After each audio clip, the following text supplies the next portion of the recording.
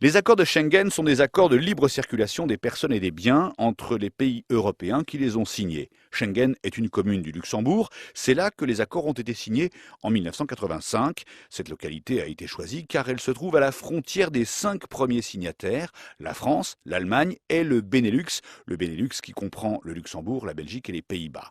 La signature s'est même passée sur un bateau sur la Moselle qui passe entre les différents territoires. Quand on parle de Schengen, on pense surtout espace Schengen. C'est le territoire sur lequel on peut librement circuler. Il a commencé à exister en 1995 et il a depuis beaucoup grandi. Il compte aujourd'hui 26 pays avec plus de 400 millions d'habitants. Il y a 22 pays de l'Union européenne, plus 4 États associés, Suisse, Liechtenstein, Norvège et Islande. Et donc, on le voit, plusieurs pays de l'Union européenne ne sont pas dans Schengen. La Bulgarie, la Roumanie, Chypre et la Croatie qui doivent à terme rejoindre l'espace. Et puis la Grande-Bretagne et l'Irlande qui ont un régime à part.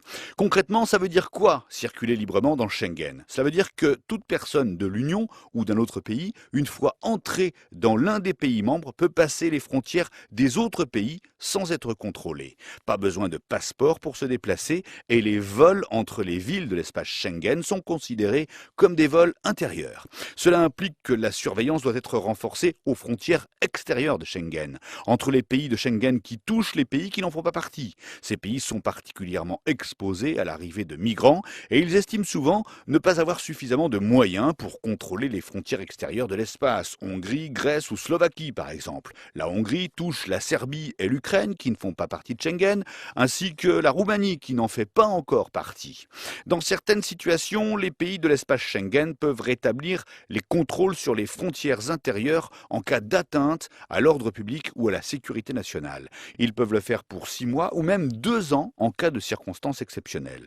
Cela s'est produit en 1995 en France face aux attentats du GIA et aussi en 2001 après les attentats du 11 septembre. Par ailleurs, après les guerres et les révolutions dans les pays arabes, les contrôles temporaires ont été réintroduits face à l'afflux de migrants.